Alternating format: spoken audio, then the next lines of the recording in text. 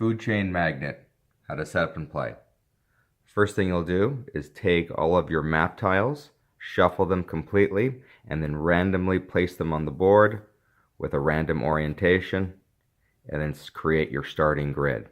I'm setting this up for a 5-player game, so I'm using a 5x4 grid. If this was a 4-player game, it would be a 4x4 grid. In a 3-player game, it's 3x4, and in a 2-player game, it's 3x3. Next, you'll lay out all of your milestone cards and your employee cards. For any employee cards that have this one-time symbol, you're going to use a set number of these based on the player count. In a 5-player game, you're going to use all 3 of the one-times. If this was a 4-player game, there'd only be 2 of each of these cards available. And in a 2- and 3-player game, there's only 1 of these cards available in each of the types. Next, you'll have your supply of food and drink tokens. You have soda, beer, lemonade, pizza, and burgers. You'll have your bank. You're going to take $50 per player and create your initial bank. Players are not going to start with any money. Money is open in the game. It's not hidden. You'll have your supply of houses, gardens, and all of your marketing tiles. Each marketing tile comes with a corresponding busy chip with the matching numerical value. I'm setting this up for the full 5-player game, so I'm using every marketing tile. If this was a 4-player game, we would remove the 16. In a 3-player game, we would also remove the 15. And if it was a 2-player game, we'd remove the 12, 15, and 16. For each player, they're going to get their 3 restaurant tiles, their CEO card, a set of 3 reserve cards, and you're going to randomize turn order and set the turn order chits on the turn order track. Next, in reverse turn order, each player gets to place 1 restaurant onto the map. If they pass, we conduct a second round in regular turn order, only for those players that passed, and now it's mandatory that they would have to place that restaurant. When placing the restaurants, they have to go onto empty squares. They can't cover any of the printed features. They can cross over tile edges, but the restaurant entrance has to be adjacent to a road. Also, the restaurant entrance cannot be on the same tile as any other previously placed restaurant. So since we went in reverse turn order, this player placed first. Their entrance is on this tile. It's legal for this restaurant to cross over the edge because their entrance is adjacent to a road and it's on this tile with no other entrances. Next, all players are secretly going to choose one of their 3 reserve cards. They're going to put it face down into a pile. The rest can get discarded.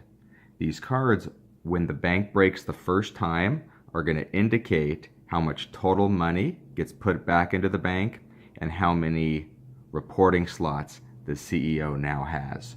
But that'll happen when the bank breaks the first time. Before we start the game, we're going to talk about the concept of distance, both road distance and air distance. Road distance is calculated by the number of tile edges crossed from your restaurant's entrance to its destination. So if this restaurant was trying to get to this house, the entrance is on this tile, following this road. It didn't cross any tile edges, so this is a distance of 0. To get to this house, from this entrance by road would have to cross that tile edge, so that would be a distance of 1. For this restaurant entrance to get to this house, we can see this is a overpass. So this is not a connecting road, so they couldn't simply go like that to that house. Nor could they go up here underneath the overpass because this road just leads off into nowhere land. They would have to, from their entrance, come out, cross 1, cross 2, cross 3. So to get to this house, this would be a road distance of 3. Air distance is also the number of tile edges crossed, but you completely ignore roads. So from this entrance to get to this drink source, we ignore roads, we cross this edge and this edge, so this is 2 air distance away to that drink source. Before we go through the round sequence, an important concept are the milestone cards. During the round, players can qualify for a milestone if they meet the requirements of the milestone. So for example, if a player is the first to play a card operator, they can immediately qualify for this milestone. Other players during the round can also qualify for the same milestone. So other players can be the first to play a card operator as long as it's in the same round. Because at the end of the round, any milestone card that was claimed by a player or players gets removed from the game. Also keep in mind that once a milestone is claimed, its benefits take effect immediately. The very first step is restructuring. All players simultaneously are going to take all their employee cards from their org and their beach pile back into their hand. At the start of the game, you don't have any. All you have is your CEO card.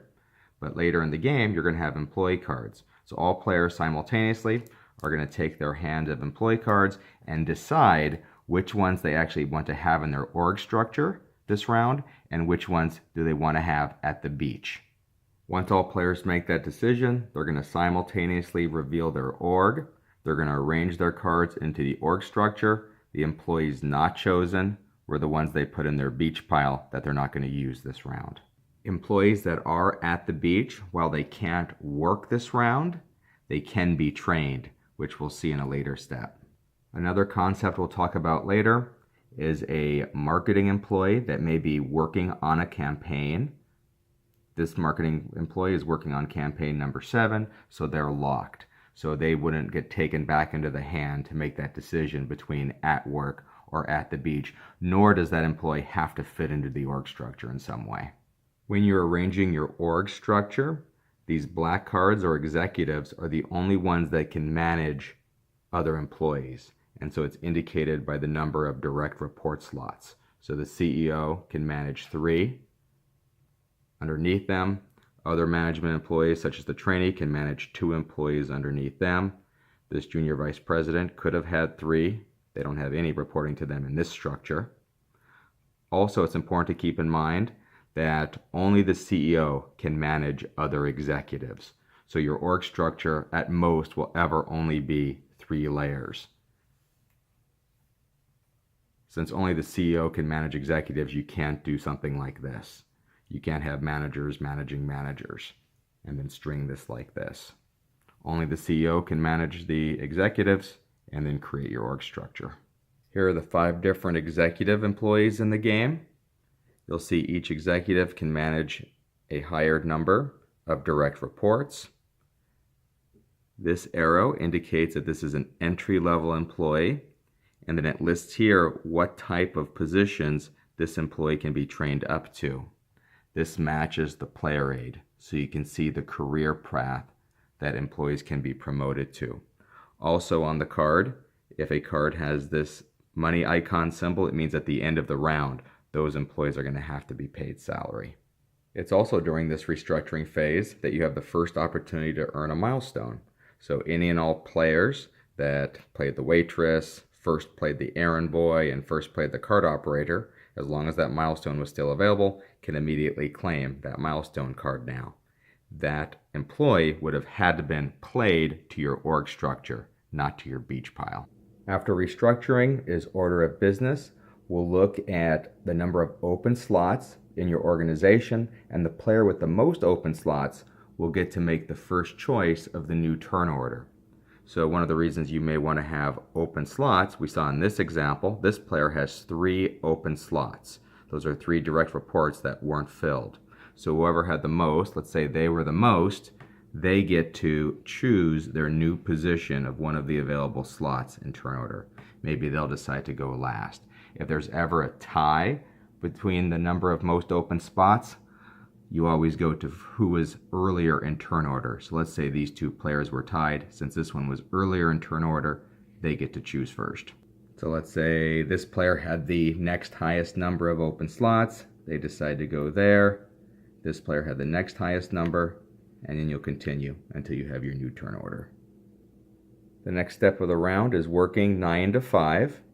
Each player in turn order is going to complete all these steps. So the first player will complete steps 1 through 6, Then we'd go to player 2. That would complete 1 to 6, and so on. So the first step in working 9 to 5 is to recruit employees. You can recruit employees based on the types of recruiters you have in your org. When you start the game, you're only going to have your CEO. They can hire one person. You can only hire entry-level employees with that arrow. You'll also see in the player aid, the entry-level employees are along this first column here.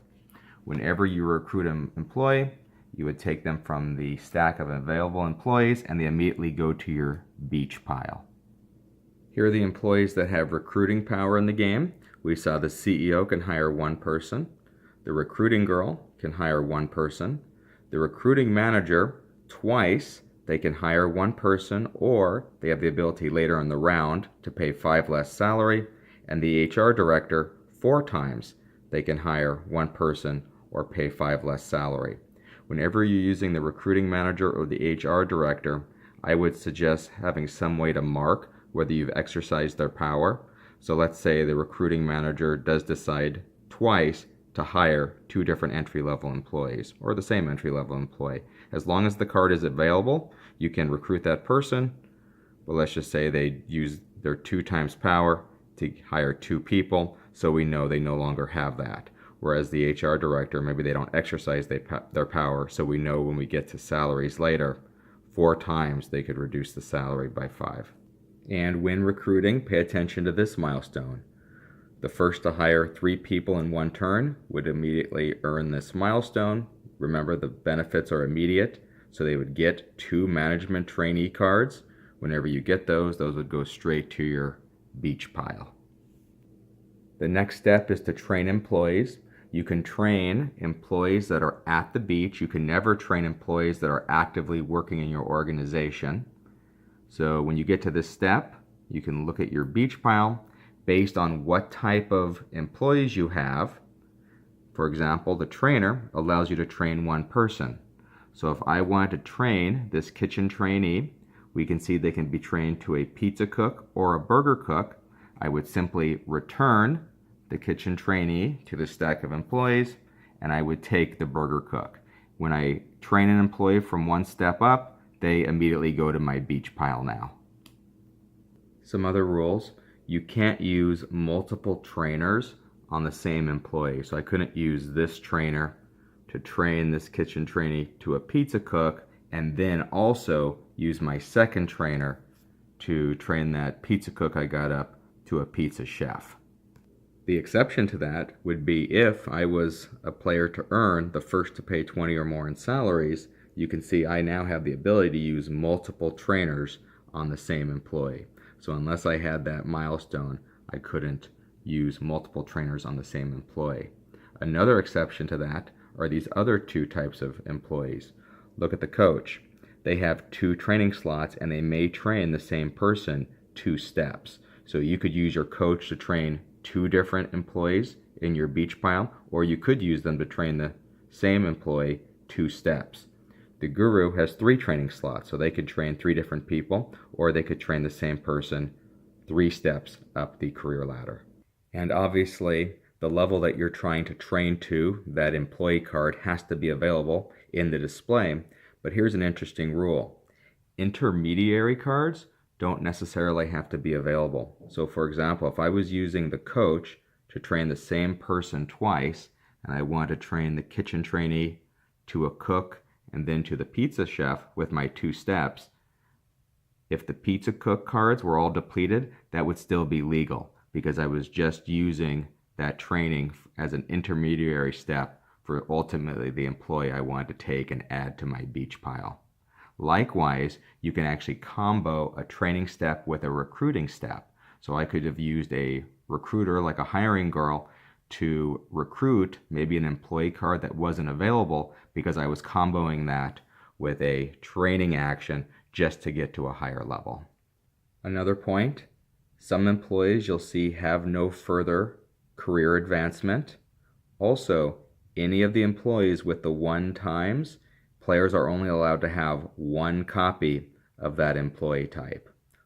Final point I'll make during the training employees is be mindful of players that earn the first to train someone milestone. The next step is to initiate marketing campaigns. Here are the 4 employees that can initiate those campaigns. The marketing trainee can place a billboard with a max duration of 2, and we'll see how that works. We also see that they have a road range of 2.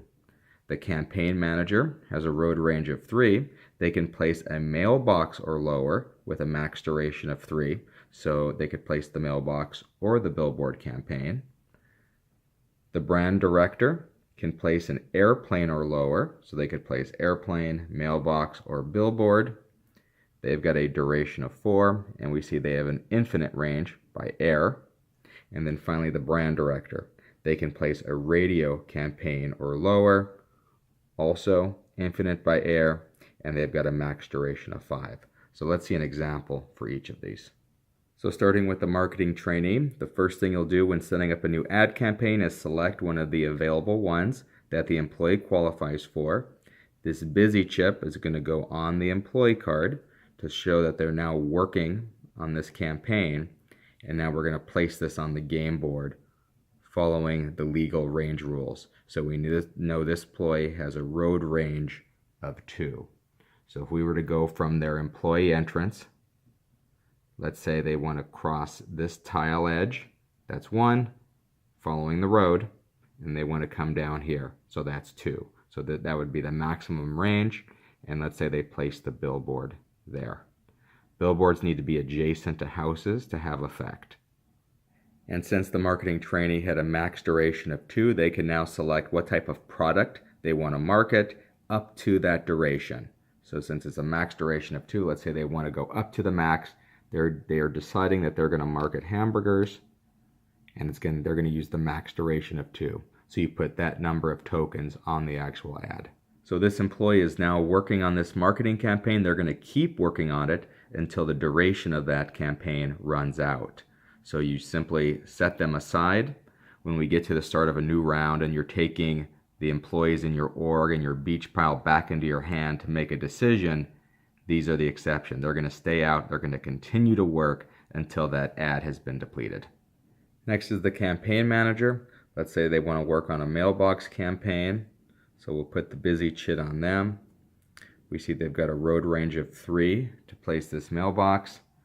Let's say it's the same player, so they're going to come out here. Maybe they'll come down. That's crossing 1 edge, crossing 2 edges, and maybe they'll cross this 3rd edge. And they're going to put this mailbox here. Any ads that are going on the game board have to be adjacent to a road, and then the player is going to set the duration. The campaign manager has a max duration of 3. Let's say they only want to do a duration of 2, and they're going to market lemonade. So they're going to put 2 lemonade tokens on that now. So that's the effect of their mailbox campaign, and they'll get set aside. It's important to remember that when you're starting the marketing campaign, it's not going to affect the demand on the houses until we get later in the game round and we actually have the effect of marketing campaigns. And it's actually going to happen after we do this dinner time phase. So by initiating a marketing campaign, it's at least going to have a 1 round delay before it starts affecting demand on the households. Next is the brand manager. They can do an airplane ad or lower. Let's say they select this one. You can select any of the available ads. They're going to work on campaign 6. Airplane ads go on the outer edges of the game board. They don't go onto the tile. So let's say this player may decide to put an airplane campaign there. And here are the other 2 shapes for airplane campaigns. It's important to remember that they're always too deep off the game board. So the number of squares that they can affect, the small one can affect 1, the medium can affect 3 squares going down, and the large one can affect 5 squares. You're not allowed to reorientate these so they affect 2 squares, for example. It's always 1, 3, or 5 for your airplane campaigns. But in this example, we know the brand manager selected the larger airplane campaign. They've got a max duration of 4, so they're now working on it, and they've selected to market hamburgers with that airplane campaign. And finally is the brand director. Just like the brand manager, they have infinite air range. they can place a radio campaign or lower, and they have a max duration of 5. So this radio campaign can basically go anywhere on the game board as long as it's touching a road. So let's say they decide to place it right there. It's touching a road. The brand director has a max duration of 5, but let's say they just want to have a duration of 1. Remember that employee is going to be locked up until the duration's over. So if you want to get that employee back faster, you may select a lower duration, and then you put the number of tokens on the ad tile. And obviously when you're placing your ad, you can't cover up any existing tokens. It has to go onto an empty spot. It has to be able to fit, and some portion of the ad has to be within the range of the employee placing it. Here are the different milestones available during this phase of the game. First airplane campaign, you would be able to count 2 open slots when determining the order of the play. So remember, when we're counting open org slots to decide who picks first in turn order, if you were the player or one of the players that played the first airplane campaign, you now have that ability. First radio campaign, your radios are going to market 2 goods per turn instead of 1. We'll actually see how that works coming up. If you were the first drink marketed, you're going to get $5 during dinner time extra for every drink you sell. If you were the first pizza marketed, $5 extra for every pizza you sell. First burger marketed, $5 for every burger sold. And then the first billboard place, you never have to pay salaries for your marketers, and you get eternal marketing. This is an important one, so let's see how that works. So if you have the milestone that allows for eternal or infinite marketing, the duration no longer matters for you. Whenever you're placing an ad on the board, you're actually going to use the other side of the ad that shows that this is now infinite. It's always going to stay on the game board. It's never going to get removed. So the duration doesn't matter. You just select the good you want to market, and you're only going to put 1 token because that's never going to come off now. Another important consideration about eternal marketing is if you have an employee working on an eternal marketing campaign, you're never going to get them back. They're going to be set off to the side. They're going to be working on that ad for the remainder of the game, so they'll never come back into your org. So after an employee initiated any marketing campaigns, they would next get food and drinks. Before we cover that, let's jump down to how marketing campaigns get resolved so we can see the effects of placing them earlier in the round. What will happen is in campaign number order, starting with the lowest number on the game board, in campaign number order, each ad is going to place 1 or food drink based on what they're advertising onto each house it can reach. Any part of the house, including the garden. So we can see that radio campaigns will always go first before the airplane campaigns, then the mailbox campaigns, and then finally the billboards will execute.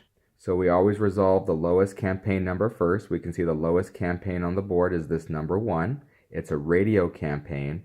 Radio campaigns are going to reach every house within 1 tile of the campaign, and that's orthogonal and adjacent. So all houses around this radio campaign are going to get 1 good of whatever's being marketed. Here it's a beer. So each of these houses are going to get 1 beer token placed on them. Let's also say that this player was the first radio campaign, so they earned this milestone. So you can see their radios market 2 goods per turn instead of 1. So instead of only placing 1 token on each of these houses, let's assume they had that milestone, and now that each of these houses are going to get 2. Once you execute the ad, you're going to remove 1 token off of the ad. Whenever it becomes empty, that ad has finished. So now this can get returned to the ad display. The marketer that was working on it is now released. So this busy chip token can go back here also. And now this employee can go back to the beach pile. The next lowest ad is number 6. It's an airplane ad marketing hamburgers. Airplane ads are going to affect all the squares that it flies over. So we can see this airplane ad is 5 squares wide. So it's going to fly over these 5 squares across the game board, putting a hamburger demand on every house it flies over. So we can see that every house that the airplane flew over got a hamburger demand, As long as some portion of the house was within range of the ad, it got the demand token placed on it. Once you execute the ad, you remove one token and add it back to the supply. So this ad still has a duration of 3 left, so that marketer is still working on it. The next lowest is number 9. It's a mailbox campaign advertising lemonade. Mailboxes will reach every house it can touch without having to cross a road or a bridge. So we can see this mailbox couldn't get to this house because it would have to cross that road, but it could reach this house, put a demand token on it. It can also reach this house. You can ignore everything else besides roads and bridges. And as always, once you execute the ad, you can remove one of the tokens. Our final ad to execute is number 12. It's a billboard ad. Here's an important rule. Houses can ever only have a max of 3 tokens on them. Unless it's a house with a garden, you can have 5 tokens on it. So remember, houses may have tokens left over from prior rounds. So when executing this billboard ad, billboards will only affect houses that they're orthogonally adjacent to. So it's orthogonally adjacent to this house and this house, but this house is already at its capacity. It already has 3 tokens, so it cannot get a burger token on it. This house has a garden, so it can have up to 5 tokens, so we'd place 1 burger token there. Normally, we'd remove this after executing the ad, but we can see it has infinite marketing. So this 1 token is always going to stay on this billboard. It's going to be here throughout the duration of the game. So now that we've seen how marketing campaigns get resolved, let's jump right back into working 9 to 5 and see how we get food and drinks. Here are the employees that get food and drink. Let's start with the kitchen trainee. The kitchen trainee can produce 1 burger or 1 pizza. Simply make your choice, take it from the supply, and put it in front of you. We can see the burger cook can produce 3 burgers, the burger chef can produce 8 burgers, the pizza cook 3 pizzas, and the pizza chef 8 pizzas. For drinks, the errand boy can get 1 drink of any type, so make your choice and just take it from the supply. The other 3 drink employees have to acquire drinks along their route based on their range. So we can see the cart operator has a road range of 2, and they can get 2 drinks from each source along their route. So let's say it's this player, there's their entrance. We know that this drink source is at 0. They haven't had to cross any tile edges, so they could get 2 beer. And let's say they decide to go this way. They cross 1 tile edge, they'll get 2 lemonade. And let's say they cross a 2nd tile edge, that's his road limit, and he can get 2 lemonade from that. So along this route, 1, 2 range, he picked up 2 beer, 2 lemonade, and another 2 lemonade. The truck driver we see has a road range of 3, and he can get 3 drinks from each source along his route. One important rule is you're never allowed to backtrack on your route. So let's say this truck driver has a range of 3. We'll say here, we'll start here, 1, 2, 3. So they want to try to pick up sources along that road path. So they can get 3 drinks from that beer source, 3 lemonade. They have to be able to at least reach the side. So in order to get that source, he would have had to go up here, and then he's not allowed to backtrack. So since he made that left turn, he did not reach that source, but he did get to this one. So he could get 3 sodas. So since he had a road range of 3, he picked up 3 beer, 3 lemonade, and then 3 sodas. Finally, as the Zeppelin pilot, we can see he has an air range of 4, meaning he gets to ignore roads, and he gets 2 drinks from each source along his route. So since he's starting from the same entrance, he doesn't pay attention to roads, so he can get 2 from there and 2 from there. And let's say his air route takes him down here. So he can cross up to 4 tile edges, and then for every drink source along the route, he can collect 2 from each of these. Here are a couple modifiers if you had earned these milestones. All your buyers would get a range of +1, and with this milestone, all of your drink buyers get +1 drink from each source. Finally, here are some milestones that can be earned while getting food and drink. If you had the first pizza produced, you would immediately get one pizza cook employee that would come to your beach pile. And if you were first burger produced, you would immediately get one burger cook employee added to your beach pile. The next step is to place new houses and gardens. The only employee that can do that for you is the new business developer. They allow you to place a house or a garden. If you're placing a garden, this gets added to an existing house on the board. There has to be room for the garden, and it can only be formed in a way that you create this 3x2 grid. But by placing that garden there, we've now increased the capacity of how much demand the house can offer. We'll also see how gardens play a role during dinner time. And when placing a house, the house can go on any empty area as long as some portion of the house is orthogonally adjacent to a road. The final step of working 9 to 5 is to place or move your restaurants. The two employees that can help with that are the local manager and the regional manager. The local manager has a road range of 3, so it has to come from existing franchise, so any of your restaurants. He can place a new restaurant, but it has to go on the coming soon side. So your restaurants have a fully open side and a coming soon side. So he would follow up to his road range and then place a new restaurant. New restaurants, as in setup, have to have their entrance adjacent to a road. So let's say this is an existing franchise. He decides to come 1 following this road, 2, 3. So you can go up to here, and let's say he places it there. So this entrance is now adjacent to the road.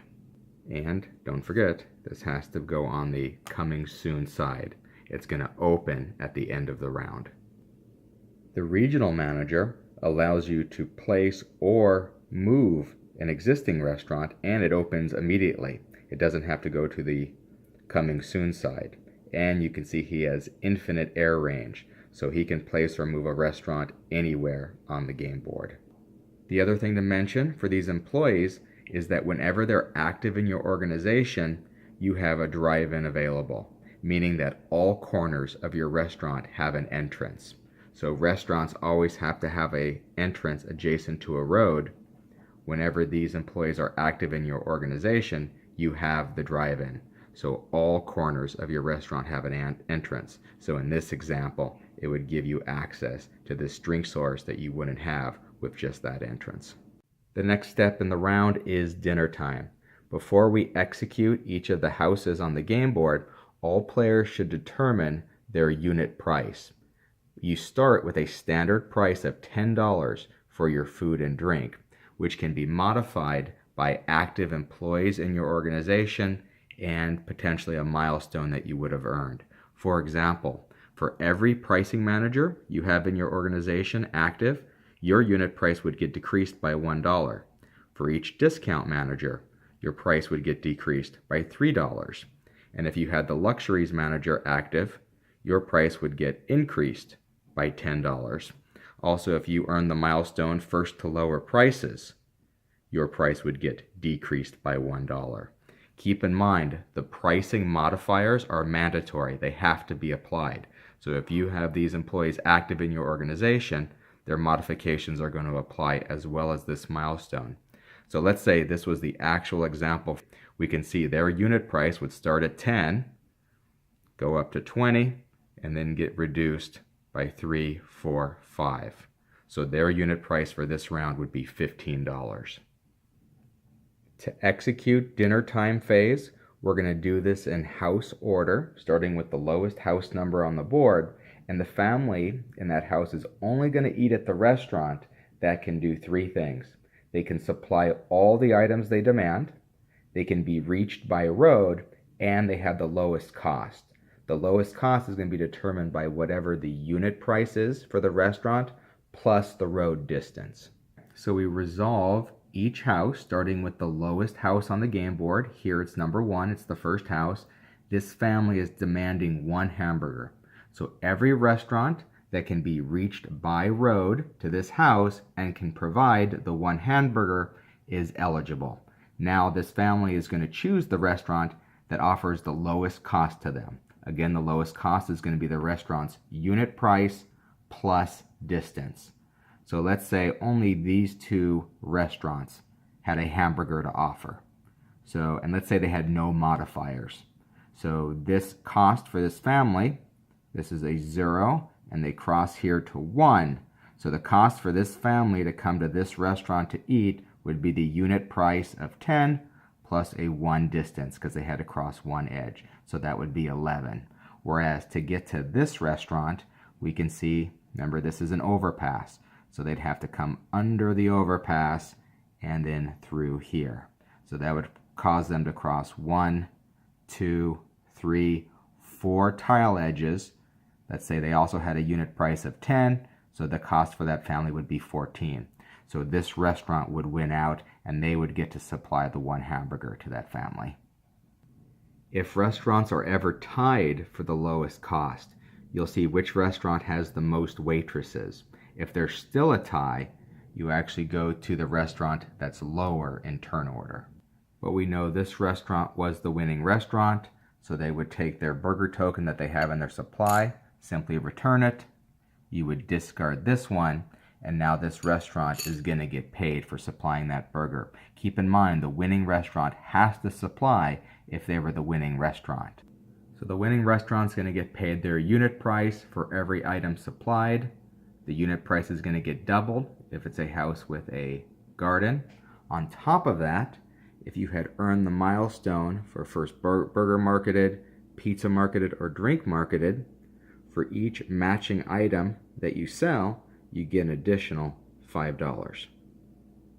After we resolve the lowest house, we go to the next lowest house. So in this example, it would be 2. So again, all restaurants that can be reached by road and that can supply all these items are eligible. So unless a restaurant has a lemonade and 2 beers, they're not eligible. And if no restaurants are eligible, the family doesn't go out to eat, and the tokens simply stay on the house. Also remember that families are only going to go to open restaurants that they can reach by road. Restaurants that are coming soon aren't eligible. Let's say in this example, there's only 1 restaurant. It's Santa Maria that can supply 2 beer and a lemonade. So since no other restaurants are even eligible, you don't even have to bother calculating the distance cost, which would have been 1 from that restaurant entrance. You would simply get your unit price. And since this house has a garden, we know we're going to double the unit price. So this restaurant, in this example we calculated earlier, we know their unit price is $15. And since it's a house with a garden, we're going to double that. So for every unit they sell, they're going to get $30. So they're going to turn these in, discard the ones from their supply, get 30 each for a total of $90. After you've resolved the house, you go to the next house until all houses have been resolved. At that point, all active waitresses in players' organizations get $3. And if you have the milestone for a first waitress played, each waitress would get you an additional $2. It's important that all income earned during this phase is set aside from any money you had prior, because there are bonuses we'll see later for money earned during this dinner time. A couple milestones that can be earned to keep in mind. First, to have $20. This allows you to see the bank reserve cards. So remember, at the beginning of the game, each player selected one of their reserve cards. You get to look through the entire stack of selected cards, so you'll get a sense of what's going to happen when the bank breaks the first time. The second milestone, first to have $100. Your CEO is going to count as a CFO, and we're going to see how that power works next. Keep in mind, this is actually the only milestone that once it's claimed, it's not immediately active. You don't get to take advantage of the benefit until the following round. The reason why it's important to set aside any money earned during this dinner time is because if you have a CFO active in your organization, or you have the power of this milestone, you get to add 50% rounded up to all the cash earned this round. After dinner time is payday. You're going to pay salaries $5 for every employee with the money stack icon. And these are employees that were in your org, at the beach, working marketers, every employee in your organizational structure, you're going to have to pay $5 if they have the money stack icon. Before you pay the money, you can freely fire any employees in your organization or your beach, and they can go back to the supply. The only ones you can't freely fire are any marketers that are actively engaged. But you can decide, I don't want to pay the salaries for some of these beach employees or org employees. Let me fire them first, and then whoever is remaining with the icon, you're obligated to pay. Here are some abilities that will affect how much you pay in salaries.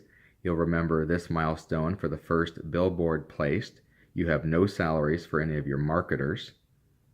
Milestone first to train someone, your salaries will be discounted by $15.